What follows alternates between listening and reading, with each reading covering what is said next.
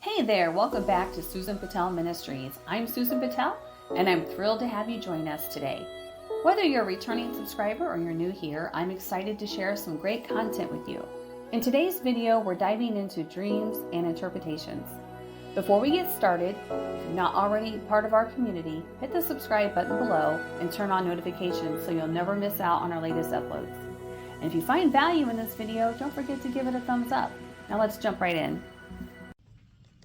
Hello, Susan Patel here, and I want to share with you a little bit of my story as to why I'm doing the dream series.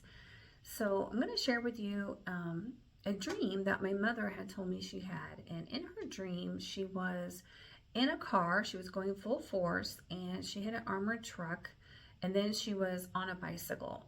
And when she told me that dream, I thought, we talked about it, neither one of us knew what it meant, but I remember making a comment like, well, you didn't die, you're on a bike.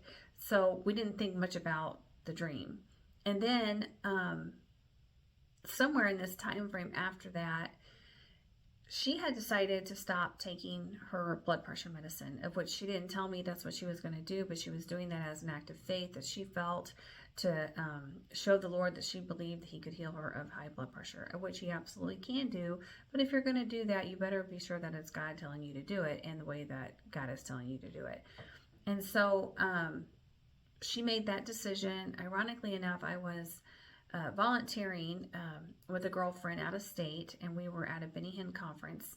And at the end, he was praying for the volunteers at that conference, and he had asked for the volunteers to come up and if they wanted prayer for something. And I was thinking, what do I want to ask the Lord for prayer? And nothing came to my mind. And then I heard this impression, and it was that pray that the devil doesn't steal your mother's life. And at first I thought, I rebuked that in the name of Jesus.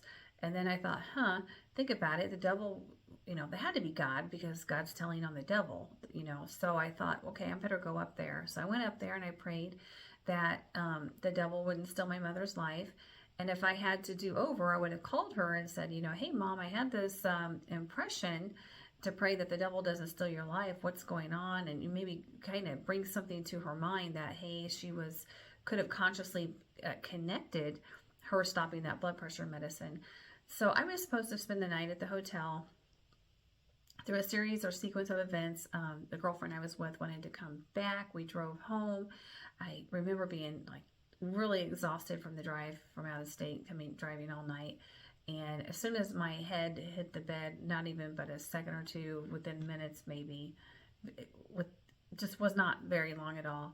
Then I had a phone call from my dad, and he said something happened to your mom. And then, of course, she ended up having the massive stroke, and then she was given 48 hours to live. And, God blessed us with 15 years. And so I look back on that today, now that I'm in the dream series and understanding the interpretation of the dream series, and or all interpretations belong to the Lord. So I don't say I understand all interpretations. I only understand what the Lord has allowed me to understand. And at that time, I definitely wasn't even into a dream series or even understanding that God would speak to us so much through dreams. But today, understanding that God would speak to us so much through dreams, I think this is another reason why it's so important to maybe share this experience, because if she had known to take heed to pray, so if God is going to go out of his way to talk to you through a dream, then what does he expect you to do? All interpretations are his. It's to ask you or to ask him for the interpretation of the dream. And had she known to do that, to stop and pray and say, hey, God, will you give me the interpretation of the dream? Then she might have been able to connect the dots that, hey, this has to do with your blood pressure medicine. This would be a stroke. This is what would happen to you. But that opportunity wasn't there because of the understanding that God would talk to us through dreams, understanding that there's warnings of dreams, there's timelines of dreams, there's all different types of dreams, which we will get into the different types of dreams in our teaching on dreams. But I just wanted to share with you, here's an experience and an opportunity that was lost, that God specifically tried to warn her through a dream. And I hope that this dream series will do a couple things. It'll remind you that God speaks through dreams, and he is the interpretation, the one that gives the author to interpret that. He can give it to you. He gave it. It doesn't even matter if you serve the Lord, because I tell you what, when Peter gave a 3-minute sermon and 3,000 souls were saved, who had the interpretation? The unbelievers had the interpretation. Under what? Under salvation. So if you ask God for an interpretation, he will give you an interpretation. And I hope that this will inspire you to take a little bit more serious a thought of maybe a dream that you might have, and just ask God for an interpretation.